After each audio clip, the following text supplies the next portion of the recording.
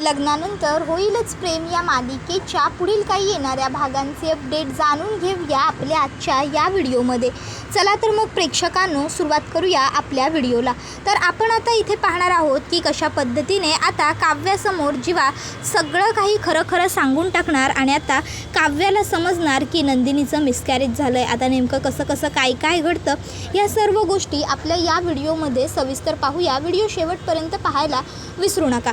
तर आता सध्या आपण पाहिलेलं होतं की जो विजय आहे त्याला माहिती झालेलं आहे की पार्थ रात्रीचा बाहेर एका मुलीला भेटायला गेला होता. मग आता जेव्हा विजयला ही गोष्ट माहिती होते, विजय ठरवतो की अरे वा, ही तर खूप चांगली गोष्ट झालेली आहे म्हटल्यावर हिचा वापरसुद्धा तितकाच छान पद्धतीने आपल्याला करून घेता आलाच पाहिजे ना. म्हणून मग आता ती काय करते, तो पटकन आता ठरवतो की आपण आता काव्याचे कान भरायचे आणि काव्याला चांगलं म्हणजे त्यांच्यामध्ये भांडण लागेल असं वागायचं. मग आता विजय हा काव्याकडे येतो आणि काव्याला म्हणत असतो, काय मग काव्या, काय आहे ना, जेव्हा खरी माणसं खोटं बोलतात ना तेव्हा अगदी शिताफीने बोलतात. काव्या म्हणते, तुला काय माहिती, तू बोलतोस वाटतं. त्यावर विजय म्हणत असतो, नाही मी बोलत नाही, पण मी बोलताना बघतो. त्याबरोबर मग आता काव्या म्हणते, बोलताना बघतोस म्हणजे. त्याबरोबर मग विजय म्हणत असतो, पार्थ उदाहरणार्थ काल रात्री 2 वाजता मी त्याला घरातनं बाहेर जाताना पाहिलं होतं.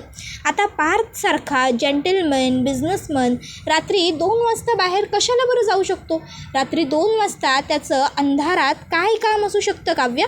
त्यावर काव्य म्हणत असते की तुला याच्याशी काय घेणं देणं. विजय म्हणतो, नाही मला घेणं देणं नाहीच आहे, पण तू ठेव हो घेणं देणं. नाही, कारण काय आहे ना, जेव्हा बायका प्रेग्नंट राहतात तेव्हा हे नवरे बाहेरची हिरवळ शोधतातच, माहिती असेलच तुला. त्याबरोबर काव्या म्हणते, शी काय शब्द वापरतोयस रे तू हे. आणि लक्षात ठेव, स्वतःला कावीळ झालेली असली ना की माणसाला अख्खं जग पिवळंच दिसतं. पण माझे पार्थ देशमुख तसे नाही आहेत. माझ्या पार्थचं फक्त माझ्यावर आणि माझ्यावरच प्रेम आहे, समजलं ना. त्यामुळे त्यांच्याबद्दल बोलताना एकदा नाही 10दा विचार करायचा. तुझी लायकी काय आहे हे मला अगदी व्यवस्थित माहिती आहे आणि तू रम्याबरोबर लग्न का केलं आहेस हेही मला माहिती आहे. भिकारड्या, स्वतः लायकी नाही आणि दुसऱ्यावरती नाव ढकलायचं. असो, हे बघ, मला तुझ्यासारख्याच्या तोंडी लागण्यात ना काही इंटरेस्ट नाही आहे. माझ्या नवऱ्याबद्दल आज बोललास, जर उद्या पुन्हा बोललास ना तर पार्थना सांगून असा तुडवायला लावेन की आयुष्यभर लक्षात ठेवशील. रस्ता सोड माझा. त्याबरोबर विजय म्हणतो, ठीक आहे. कलेक्टर बाई चिडल्या. ठीक आहे काव्या, तुझा माझ्यावर विश्वास नाही आहे ना, काही हरकत नाही. तू एक काम कर, आज जेव्हा पार्थला त्याच्या ऑफिसमध्ये कोणीतरी ती नवीन मुलगी आली आहे तिचा फोन येईल ना, तेव्हा तू स्वतः तो फोन उचल. मग बघ, तुला सर्व गोष्टी क्लिअर होतील.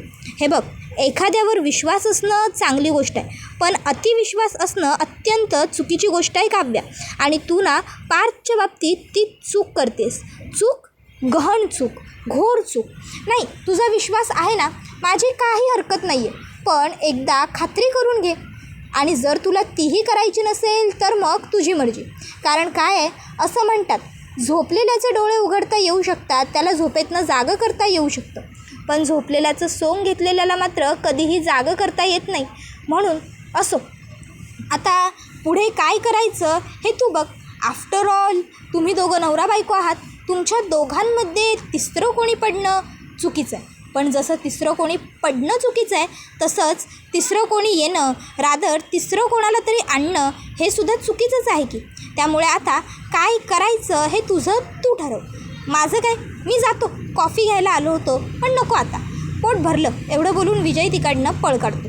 आता शेवटी काव्याने विजयला तर उत्तर दिलेलं असतं की माझ्या नवऱ्यावरती विश्वास आहे, माझा नवरा चुकीचं वागू शकत नाही वगैरे.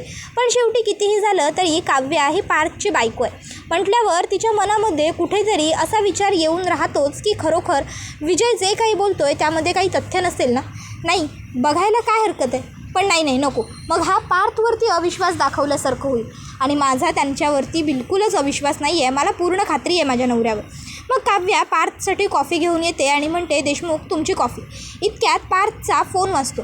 आता पार्थ दिव्याचा फोन असतो, तो उचलायला जाणारच असतो. इतक्यात काव्या म्हणते, कोणाचा आहे. पार्थ म्हणतो, दिव्या. काव्या म्हणते, बघू इकडे द्या. पार्थ म्हणतो तुम्ही काय करणार आहात? काव्या म्हणते उचलून फोन स्पीकरवरती टाकणार आणि तुम्ही फोनवर बोलायचं. मला तरी बघू देत ना, ही एवढं तुमच्याशी काय नेहमी कामाबद्दलच बोलत असते ते. पार्थ म्हणतो काव्य तुमचा माझ्यावरती विश्वास नाही आहे का? पार्थला काव्या सांगते नाही असं अजिबातच नाही आहे, माझ्या नवऱ्यावर पूर्ण विश्वास आहे. पण मला हे ऐकायचं आहे की ही मुलगी नक्की एवढी आहे तरी कशी, जिचं कौतुक चक्क माझ्या नवऱ्याने केलं म्हणून. त्यानंतर मग आता काव्या फोन स्पीकरवरती टाकते. पार्थ बोलतो हां हॅलो दिव्या बोला. त्याबरोबर दिव्या आता समोरून बोलू लागते. Sir thank you so much. नाही काल रात्री तुम्ही 2 वाजता इकडे येऊ शकलात, त्यामुळे माझं शिफ्टिंग अगदी व्यवस्थित पार पडलं आणि दरवाज्यातून एंट्री घरात मिळाल्यामुळे माझं सामानही रात्री लावून झालं आणि आता मला ऑफिसलाही येता आलं. आता हे जेव्हा काव्य ऐकते तेव्हा काव्याला खूप मोठा धक्का बसतो, कारण पार्थने तर तिला सांगितलं होतं की तो कुत्री हाकलायला खाली गेलेला आहे. मग काव्या ही आता पार्थला म्हणते तुम्ही फक्त ती हळूच बोलते, तर इकडनं दिव्या आता मुद्दामून आणखीन बोलत चाललेली असते. ती म्हणत असते सर तुम्ही खूपच चांगल्या मनाचे आहात, तुमच्यामुळे नेहमीच मला मदत होते. ह्या परक्या शहरात तुम्हीच फक्त मला आपलेसे वाटता, तुम्हीच फक्त माझी एवढी मदत करता.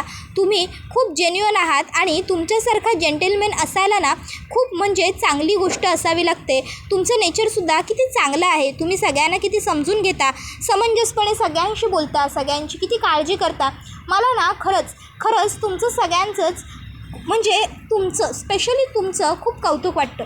तुमचा स्टाफसुद्धा तुमच्यासारखा समजूतदार आहे ना, तुमच्यामुळेच तर स्टाफ असा आहे. तुम्ही मला मदत करता, तुम्ही मला समजून घेता, म्हणून तर स्टाफसुद्धा मला काही बोलत नाही, उलटे प्रश्न विचारत नाही. त्याबरोबर मग आता लगेचच पार्थ म्हणतो मी करतो तुम्हाला मिस दिव्या नंतर फोन, 2 मिनटं थांबा. त्याबरोबर मग आता तो लगेचच फोन कट करतो. त्यानंतर मग आता काव्या ही पार्थला म्हणत असते की काय प्रकार आहे हा सर्व देशमुख, म्हणजे रात्री तुम्ही माझ्याशी खोटं बोललात.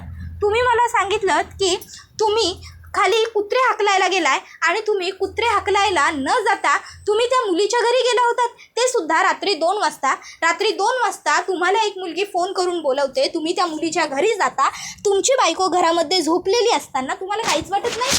बरं जाता तर जाता, जेव्हा तुमची बायको उठून तुम्हाला रात्री कॉल करते आणि विचारते की तुम्ही कुठे आहात, तेव्हा तुम्ही तिला सांगता की तुम्ही खाली कुत्रे हाकलताय का, तर तिची झोप मोड होऊ नये म्हणून.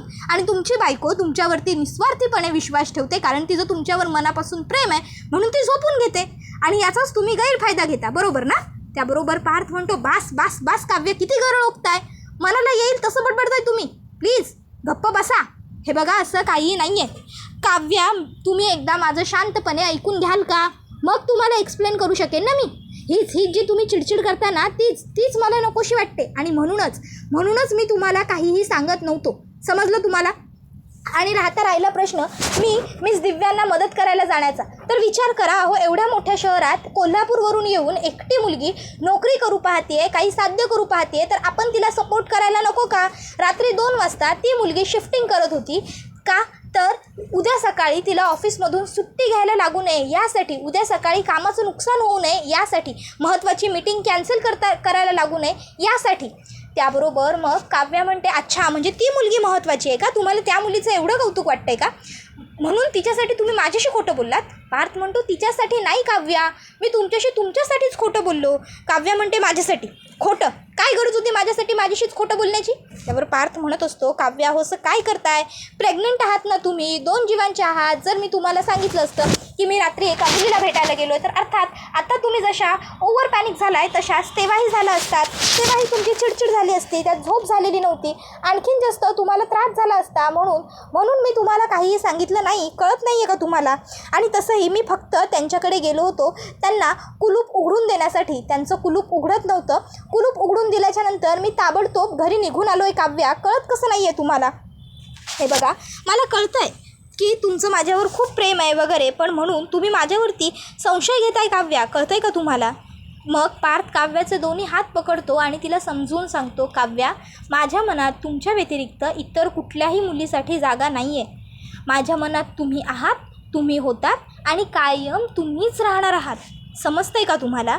स्पष्ट शब्दात जर सांगायचं झालं ना काव्या, तर we are made for each other, we are soulmate. Kavya हे माहिती असतानाही तुम्ही हे असं काहीतरी वेड्यासारखं बरळणार आहात का? मी तुमची आपल्या बाळाची शपथ घेऊन सांगतो, मी रात्री झोपलेला असताना मला दिव्याने कॉल केला आणि तिने मला सांगितलं की सर माझ्या घराचं कुलूप उघडत नाही आहे, मला खूप भीती वाटते, रात्री 2 वाजता मी एकटीच बाहेर पॅसेज एरियामध्ये उभी आहे, माझ्या मदतीला कोणीच नाही आहे आणि मी इथे कोणाला ओळखतही नाही आहे, प्लीज माझ्या मदतीला या. मग सांगा या अशा परिस्थितीत मी काय करायचं होतं? तुम्ही प्रेग्नंट होतात म्हणून, नाहीतर मी तुम्हाला नेलं असतं माझ्याबरोबर. त्याबरोबर मग काव्या म्हणते ठीक आहे, समजून घेते मी तुम्हाला यावेळी, पण एक अट आहे माझी. त्याबरोबर पार्थ म्हणतो कुठली अट? मान्य. त्यावर काव्या म्हणते आजच्या नंतर पुन्हा कधीच दिव्याची मदत करायला जा, नाहीतर कुणाचीही मदत करायला जा, स्त्रीची मदत करायला जा, पुरुषाची मदत करायला जा, प्राण्याची मदत करायला जा, पक्षाची मदत करायला जा, मला न सांगता जायचं नाही, माझ्याशी खोटं बोलायचं नाही, मी मरत असेल तरी तुम्ही माझ्याशी खरंच बोलायचं. त्यावर पार्थ काव्याच्या तोंडावर हात ठेवतो आणि तिला म्हणतो काव्या हो काय बोलताय तुम्ही हे? त्यावर काव्या म्हणते मी जे बोलते ते खरं बोलते, समजलं ना, आणि आता तुम्ही जा. त्याबरोबर पार्थ म्हणतो बाप रे, माझ्या सर्व फाईल्स वगैरे जपून ठेवून गेलं पाहिजे, नाहीतर काव्या मॅडम रागात फाईल्स फाडूही शकतात. त्याबरोबर काव्या पार्थकडे रागाने बघते. पार्थ उलटे अंक मोजतो, 10, 9, 8. त्यावर काव्य म्हणते उशीर होत नाही आहे, मीटिंग आहे ना ऑफिसमध्ये महत्त्वाची. पार्थ म्हणतो मीटिंग आहे पण अजून बेस्ट ऑफ लक कुठे मिळालं? त्यावर काव्य म्हणते बेस्ट ऑफ लक. पार्थ म्हणतो तुम्ही हसून बाय केलं तीच ते माझ्यासाठी बेस्ट ऑफ लक असतं, म्हणा की काव्य आता मला हसून बाय. त्याबरोबर मग काव्या म्हणते हसून बाय, मी काही बाय वगैरे करणार नाही, जसं दिव्याकडे जा, दिव्याकडनं घ्या की बेस्ट ऑफ लक. त्याबरोबर पार्थ म्हणतो काव्या प्लीज आता करा ना हे पुराण बंद, काय त्या दिव्यांचं तुम्ही घेऊन बसलाय. त्याबरोबर मग काव्या पार्थला म्हणते बेस्ट ऑफ लक, लवकर जो ऑफिसला, आय शुड बी गॅरंटेड की तुम्हाला नक्की हे डील मिळेल, तुमचं प्रेझेंटेशन एकदम सुपर्ब होईल, फर्स्ट क्लास होईल. चला आता लवकर जा आणि पटकन घरी या. ऑलरेडी मी तुम्हाला खूप दिवस मिस केलं आहे, पण आज तुमचं काम महत्त्वाचं असल्यामुळे मी तुम्हाला अडवत नाही आहे, ओके? पण प्लीज लवकर या, मी घरी वाट बघते, हे लक्षात ठेवा. त्याबरोबर पार्थ म्हणतो येस ऑफकोर्स. इतक्यात पुन्हा दिव्याचा फोन येतो.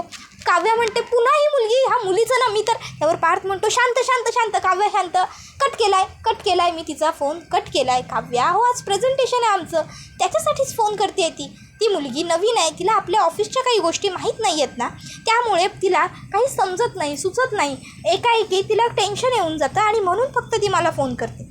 तुम्ही जेव्हा दिव्याला भेटाल ना तेव्हा तुम्हीसुद्धा बोलाल की दिव्या खरोखर खूप चांगली आणि सिन्सिअर मुलगी आहे. काव्या म्हणते की झालं का पुन्हा तुमचं दिव्या सुरू. त्याबरोबर पार्थ म्हणतो बरं sorry I am extremely sorry. बरं चला आता मी निघतो, बाय. काव्याला बाय करून पार्थ तिकडनं निघून जातो. आता विजय तर टपूनच बसलेला असतो की कधी एकदाचा पार्थ घरातनं बाहेर पडतोय. पार्थ घरातनं बाहेर पडल्यावर मग विजय तिकडे येतो. विजय म्हणतो काय मग कलेक्टर बाई, मी जे बोललो होतो तेच खरं ठरलं ना? मी म्हटलं होतं की तुमचा नवरा रात्री अपरात्री मुलींना भेटायला जातो, तेच खरं होतं की नाही? गेला होता की नाही तुमचा नवरा मुलींना भेटायला? काव्या म्हणते मुलींना भेटायला नाही, मुलीला मदत करायला गेला होता माझा नवरा, आणि मी माझ्या नवऱ्याला विचारल्यावर त्यांनी मला सगळं खरं सांगितलं आहे, समजलं? त्यावर मग विजय म्हणतो तेच म्हणायचं आहे ना मला, तुम्हाला विचारल्यावर त्याने तुम्हाला सगळं खरं सांगितलं, पण जर हेच त्याने तुम्ही काहीही न विचारता सगळं खरं सांगून टाकलं असतं तर काय फरक पडला असता? कारण त्याला तुम्हाला खरंच सांगायचंच नव्हतं ना, म्हणून तो तुमच्याशी खोटं बोलत होता. जर त्याला तुम्हाला खरं सांगायचं असतं तर त्याने तुम्हाला कधीच खरं सांगून टाकलं असतं, पण त्याला तुम्हाला खरं सांगायचं नव्हतं म्हणून तो टाळाटाळ करत होता गोष्टींची. मी जेव्हा तुम्हाला सांगितलं की तुम्ही त्या मुलीच्या फोनवरती स्वतः बोला, मगच तुम्हाला खरं कळेल, तेव्हा तुम्ही फोनवर बोललात आणि मगच तुम्हाला गोष्टी क्लिअर झाल्या ना. आता मात्र काव्याला ही गोष्ट पटते. त्यानंतर मग आता इकडे काव्या ही विचार करते की विजय जे बोलतोय ते खरं आहे, बरोबर आहे. मग आता काव्या ही विजयला म्हणत असते हे बघ विजय, मला तुझ्याशी वाद घालण्यात काही रस नाही आहे, गुपचूप निघ इकडनं, चालता हो. त्यानंतर विजय तिकडनं बाहेर पडतो आणि स्वयंपाकघरात जातो. आता नंदिनीने विजय आणि काव्याचं बोलणं ऐकलेलं असतं. आता काव्याला विजय जे काही सांगत असतो त्यामुळे नंदिनीला खूप राग आलेला असतो. नंदिनी विजयकडे येते आणि विजयला वॉर्निंग देते, माझ्या बहिणीपासून आणि पार्थपासून लांब राहायचा, त्यांच्या सुखी संसारात आनंदी आयुष्यात मिठाचा खडा टाकण्याचा जर प्रयत्न केलास ना तर याद राख गाठ माझ्याशी आहे. याआधीसुद्धा मी एकदा तुला वॉर्निंग दिली होती, आणि मी जेव्हा काव्याला एका मुलाने त्रास दिला होता तेव्हा त्याचं काय केलं होतं हेही तुला सांगितलं होतं. आता जर पुन्हा माझ्या नादी लागशील किंवा माझ्या बहिणीला त्रास देण्याचा प्रयत्न करशील ना, तर मी तुझं काय करेन हे मलासुद्धा माहिती नाही आहे. काव्याच्या वाट्याला जाऊ नकोस विजय.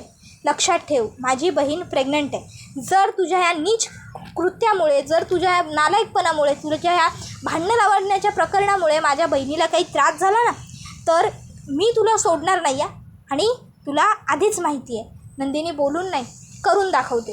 एकदा तुला डेमो मिळाला आहे, पण तरीही जर तुला खात्री नसेल ना की नंदिनी नेमकं काय काय करू शकते, तर एकदा तुझ्या त्या बायकोला विचार की नंदिनी काय काय करू शकते ते. तिने चांगला दांडगा अनुभव घेतला आहे. मला इतक्या दूर कशाला जातोस? सध्या तुझी बायको इथे नाहीच आहे ना.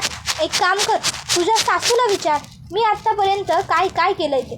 मी आत्तापर्यंत त्यांना खूप वेळा अद्दल घडवली. जेव्हा तू त्यांना विचारशील ना, तेव्हा तुला आपोआप माझा रेफरन्स मिळेल आणि त्यानंतर मग तुझी लायकी जिरेल. पुन्हा माझ्या नादी लागण्याची तुझी हिंमत होणार नाही. समजलं ना? चालता हो इकडनं. आणि लक्षात ठेव, माझं तुझ्यावर कायम लक्ष असणार आहे. त्यामुळे काहीही चुकीचं वागताना एकदा नाही, दोनदा नाही, 10दा नाही, 100दा विचार करत जा.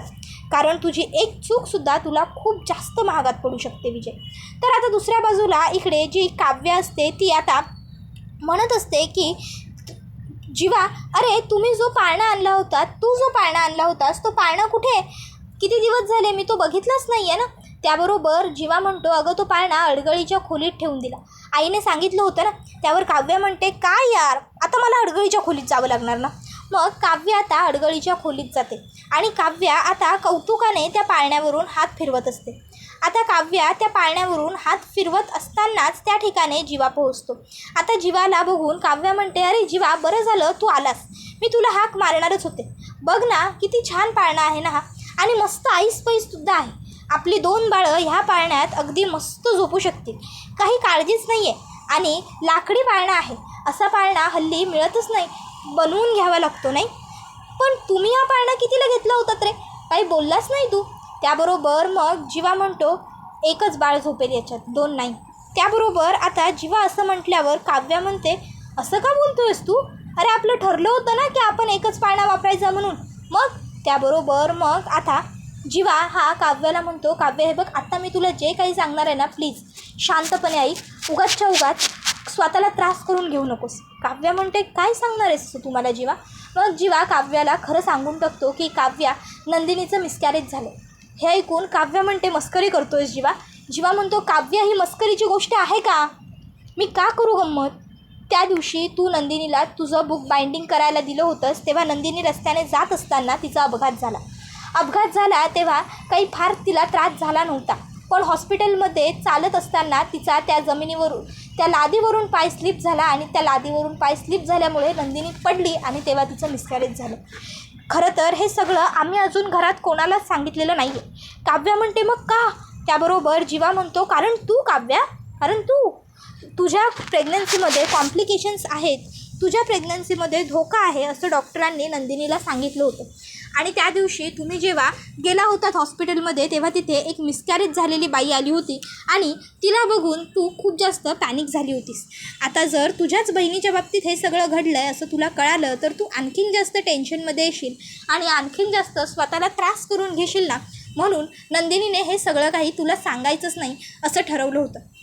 पण खरंच सांगतो काव्या, ह्या सगळ्यामुळे नंदिनीला खूप त्रास होतो आहे गं, प्लीज. त्याबरोबर काव्या जीवाच्या खांद्यावर हात ठेवते आणि जीवाला म्हणते, जीवा, डोंट वरी. हे बघ, ताईच्या बाबतीत जे काही घडलं आहे ते खरंच खूप वाईट आहे आणि चुकीचं आहे. पण काळजी करू नकोस, होईल सगळं व्यवस्थित, सगळं छान होईल. नंदिनी ताईच्या आयुष्यातला हरवलेला आनंद परत येईल. आणि अरे मला मूल होईलच की, माझं मूल भरून काढेल नंदिनी ताईच्या आयुष्यातली पोकळी. हळूहळू सगळं चांगलं होईल. तिच्या वाट्याचं जे काही सुख आहे, जो काही आनंद आहे ना, तो तिला नक्की मिळेल. शेवटी आनंद निवाससारखी एवढी मोठी संस्था माझ्या ताई चालवते. इतक्या लोकांच्या चेहऱ्यावरती आनंद आणते, हसू आणते. देवबाप्पा तिच्या पदरात कसं बरं टाकेल? जे तिच्या वाट्याचं आहे ते तिला नक्की मिळेल, माझी खात्री आहे. आणि आता बघ, मी तुला सांगते ना, नंदिनी ताईचं सगळं छान होणार तर तिचं सगळं छानच होणार. कारण हा तिच्या बहिणीचा तिला आशीर्वाद आहे. त्याबरोबर आता हे ऐकून जीवा हसतो आणि म्हणतो, तू आणि आशीर्वाद, बाबा चला आता बाहेर. तुम्हाला जर अडगळीच्या खोलीत तुमच्या लाडक्या परमपूज्य सासूबाईंनी पाहिलं ना तर रागवतील माझ्यावर, तुला काही नाही बोलणार ती. आणि मग जीवा आता काव्याला तिकडनं बाहेर घेतो आणि दरवाजा लावून घेतो. त्याबरोबर हा व्हिडिओ इथेच संपतो. व्हिडिओ आवडले असेल तर व्हिडिओला लाईक करा, चॅनलवर नवीन असाल तर चॅनलला सबस्क्राईब करा आणि बेल आयकॉन आठवणीने प्रेस करा, जेणेकरून तुम्हाला पुढच्या प्रत्येक व्हिडिओचं नोटिफिकेशन मिळत जाईल. धन्यवाद.